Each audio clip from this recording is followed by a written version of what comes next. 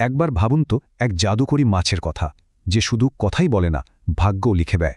আজ আমরা ঠিক এমনই এক হিন্দি রূপকথার গভীরে ডুব দেব, যেখানে এক জলপরী আর তার মানব পরিবারের এক অসাধারণ গল্প লুকিয়ে আছে। চলুন এর পড়তে পড়তে থাকার রহস্যটা খুঁজে বের করি।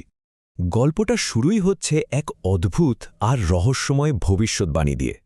হারিয়া নামের এক গরিব জেলেকে একটা জাদুকরী সোনালি মাছ এই কথাটা বলেছিল, আর এই একটাই কথা তার সাধারণ জীবনটাকে একেবারে পাল্টে দেয়, ঠেলে দেয় এক অসাধারণ গল্পের দিকে। তাহলে চলুন আমরাও গল্পের সেই মুহূর্তে ফিরে যাই আর দেখি কিভাবে মাছ ধরতে যাওয়ার মতো একটা সাধারণ দিন হঠাৎ করে ভাগ্য বদলের কারণ হয়ে দাঁড়ালো। কিন্তু দাঁড়ান, ভবিষ্যৎ বলার আগে মাছটা কিন্তু হারিয়ার একটু পরীক্ষাও নিয়েছিল। দেখতে চেয়েছিল তার বুদ্ধি কতটা ধারালো, আর তার জন্যে তাকে দুটো ধাঁধা দেওয়া হয়। এটা ছিল প্রথমটা। আর হারিয়া, সে তো খুব সহজেই প্রথম ধাঁধার সঠিক উত্তরটা দিয়ে দিল। ওর সাধারণ চেহারার আড়ালে যে এমন তীক্ষ্ণ বুদ্ধি লুকিয়েছিল, তা দেখে জাদুকরী মাছটা কিন্তু বেশ অবাকই হয়। এরপর এলো দ্বিতীয় ধাঁধাটা, যেটা ছিল আরেকটু কাব্যিক, আর নিজের যোগ্যতা প্রমাণ করতে হলে হারিয়াকে এটাও সমাধান করতে হতো। হারিয়া যখন দ্বিতীয় ধাঁধাটারও ঠিকঠাক উত্তর দিয়ে দিল, তখন মাছটা বুঝল যে হ্যাঁ, এই ছেলে ভবিষ্যৎবাণী শোনার যোগ্য। আর ঠিক এখান থেকেই তার জীবনটা পুরোপুরি ঘুরে যায়। তো মাছটা হারিয়াকে মোট ৩টা অদ্ভুত ভবিষ্যৎবাণী শোনালো, যেগুলোই আসলে তার সারা জীবনের একটা ছক তৈরি করে দিয়েছিল। কিন্তু সেই মুহূর্তে হারিয়ার কাছে এই কথাগুলো ছিল একদম অর্থহীন, কেমন যেন হেয়ালির মতো। এবার তাহলে দেখা যাক কি করে এই অদ্ভুত ভবিষ্যৎবাণীগুলোর প্রথমটা এত তাড়াতাড়ি সত্যি হয়ে গেল। আর ঠিক সেখান থেকেই শুরু হলো গল্পের আসল মজা। তো একদিন হলো কি, হারিয়ার জালে একটা জলপুরি ধরা পড়ল। এখানেই কিন্তু হারিয়ার মহত্বের পরিচয় পাওয়া যায়। সে চাইলেই কিন্তু জলপুরিটাকে আটকে রাখতে পারত, কিন্তু তার দয়ালু মন সায় দিল না, সে তাকে ছেড়ে দিল। ভাবুন তো একবার হারিয়ার নিঃস্বার্থ ইচ্ছার কথা। চাইলে তো সে কত কিছুই চাইতে পারত, কিন্তু ধন সম্পদের বদলে সে চেয়ে নিল শুধু ভালোবাসা। তার এই সিদ্ধান্তই তাদের এই অসম্ভব মিলনকে সম্ভব করে তুলল। তাদের এই অসম্ভব ভালোবাসাটা সম্ভব হল একজন জ্ঞানী ঋষির সাহায্যে, কিন্তু সেই জাদুর রত্নের সাথে জুড়ে দেওয়া হল একটা বড় শর্ত, যা আসলে ভবিষ্যতের একটা ঝড়ের পূর্বাভাস দিচ্ছিল।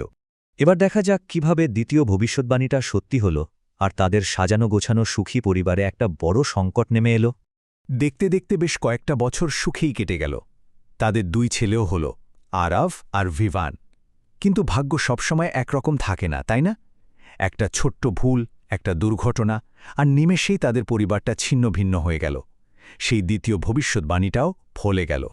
কখনো কখনো খুব সাধারণ একটা ঘটনায় কিন্তু ভয়ঙ্কর পরিণতি ডেকে আনতে পারে, ঠিক যেমনটা এখানে হলো। চকচকে রত্নটাকে খাবার ভেবে একটা পাখি ছোঁ মেরে নিয়ে গেল, আর সেটা গিয়ে পড়ল নদীতে। ব্যাস, ওই এক মুহূর্তের ভুলে জলপরী তার নিজের জলের জগতেই চিরদিনের জন্য আটকা পড়ে গেল। আর এই বিচ্ছেদ থেকেই শুরু হল গল্পের সবচেয়ে রোমাঞ্চকর অধ্যায়টা, 2 ভাইয়ের এক দারুণ অভিযান। ভালোবাসা আর কর্তব্যের টানে মাকে ফিরিয়ে আনার জন্য তাদের এক দীর্ঘ যাত্রা। 2 ভাই, আরাভ আর ভিভান, তাদের মাকে ফিরিয়ে আনার জন্য একটা কঠিন অভিযানে বেরিয়ে পড়ল। কিন্তু পথটা মোটেও সহজ ছিল না, পদে পদে ছিল পরীক্ষা। তাদের সেই হ্রদে যেতে হয়েছে, জ্ঞানী ঋষির পরামর্শ নিতে হয়েছে, এমনকি অহংকার আর ভালোবাসা নিয়ে তার কঠিন ধাঁধারও উত্তর দিতে হয়েছে। শেষে জাদুকরী ঝর্ণা রক্ষকের মুখোমুখি হয়ে আরও কিছু ধাঁধার সমাধান করে তবেই তারা সেই হারানো রত্নটা উদ্ধার করতে পারে। ধাঁধাগুলো কিন্তু বেশ মজার, তাই না? ঝর্ণার কাছে গিয়েই ভাইদের বুদ্ধির আসল পরীক্ষাটা দিতে হলো, আর এই ধাঁধাগুলোর উত্তর দিয়েই তারা প্রমাণ করল যে তারা সত্যিই যোগ্য। তাদের এই সফল অভিযান গল্পটাকে একেবারে ক্লাইম্যাক্সে নিয়ে আসে। এটা ছিল এমন এক পুনর্মিলন যা সবাইকে একটা জীবন বদলে দেওয়ার সিদ্ধান্তের সামনে দাঁড় করিয়ে দেয়। পরিবার তো এক হল, কিন্তু তারপরই ঋষি তাদের সামনে আসল সমস্যাটা তুলে ধরলেন। ভাবুন তো একবার, যে রত্নটা তাদের এক করল, সেটাই আবার তাদের আলাদা করে দিতে পারে। কি অদ্ভুত পরিহাস, তাই না? জলপরী এবার পড়ল এক ভীষণ দ্বিধায়। তাকে বেছে নিতে হবে 2টো জগতের মধ্যে যে কোনো একটাকে। একদিকে তার জন্মভূমি, তার জলের জগৎ, যেখানে সে অমর, সে নানী, আর অন্যদিকে তার ভালোবাসার মরণশীল মানব পরিবার, তার স্বামী আর সন্তানেরা।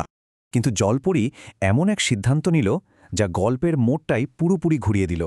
সে নিজের হাতে রত্নটা নষ্ট করে দিল, আর চিরদিনের জন্য মানুষ হয়ে থাকার সিদ্ধান্ত নিল।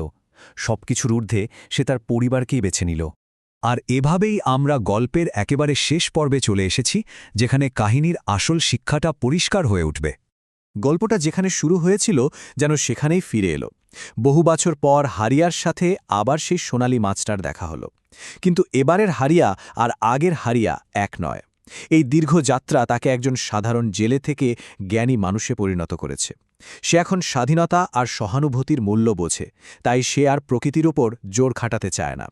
আর এটাই হলো হারিয়ার জীবনের সবচেয়ে বড় উপলব্ধি। আর এই গল্পের মূল বার্তা, আসল জাদু কোনো অলৌকিক রত্ন বা শক্তিতে থাকে না। আসল জাদুটা লুকিয়ে থাকে মানুষের ভেতরের দয়া আর ভালোবাসার মধ্যেই। তো এই প্রশ্নটা দিয়েই আজকের মতো শেষ করা যাক। এই গল্পটা আমাদের ভাগ্য আর নিজের সিদ্ধান্তের মধ্যে যে একটা লড়াই চলে সেটা নিয়ে ভাবতে শেখায়। আসল পরীক্ষাটা কোনটা? ভাগ্যের দেখানো পথে হাঁটা, নাকি সেই পথে চলতে গিয়ে নিজের নেওয়া সিদ্ধান্তগুলো?